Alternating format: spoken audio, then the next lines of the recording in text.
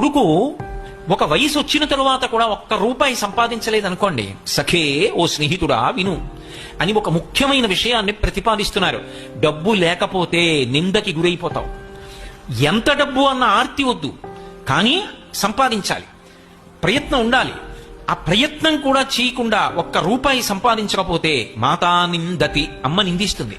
నాభినందతి పిత, తండ్రి కొడుకుని చూసి సంతోషంగా ఎరా అని ఇలా వెన్నుపామ్మి తట్టడం. నాభినందతి పిత భ్రాతాన సంభాషతే, మేము కష్టపడి సంపాదిస్తాం, వీడొక్క రూపాయి తేడు, అన్నదమ్ములు మాట్లాడరు. భృత్యకుప్యతి, సేవకుడు చెప్పిన పని చేయడు, ఒక్క రూపాయి ఇవ్వలేవు గాని పనులు చెప్తావా అంటాడు. భృత్యకుప్యతి నానుగచ్చతి సుత, తండ్రి గారి ఇంట్లోకి వస్తుంటే కొడుకు జలపాత్ర పట్టుకుని ఎదురొచ్చి నాన్నగారు కాళ్ళు కడుక్కోండి అనాలి. ఎదురు రాడు. నానుగచ్చతి సుత కాంతాపినా లింగతే, భార్య కూడా ప్రియమార ఆలింగనం చేసుకోదు. ఆఖరికి అర్ధ ప్రార్థన శంకయాన కురుతే సల్లాపమాత్రం సుహృత్. సుహృత్ అతను చాలా మంచి స్నేహితుడు, అతనేమి దోషభూయిష్టమైన నడవడి ఉన్నవాడు కాడు.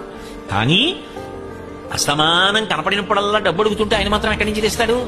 అందుకని ఇట్నుంచి ఈ డబ్బు సంపాదించిన వాడు ఎడుతుంటే అట్నుంచి సుహృత్ మంచివాడైన స్నేహితుడు ఇలా వస్తుంటే వీణ్ణి చూసి పని లేకపోయినా ఇటు రావలసిన వాడు అట్టెడిపోతాడు. నకురుతే సల్లాపమాత్రం, ఏమాయి బాగున్నావా అని ఇలా చీ కూడా ఎత్తడు.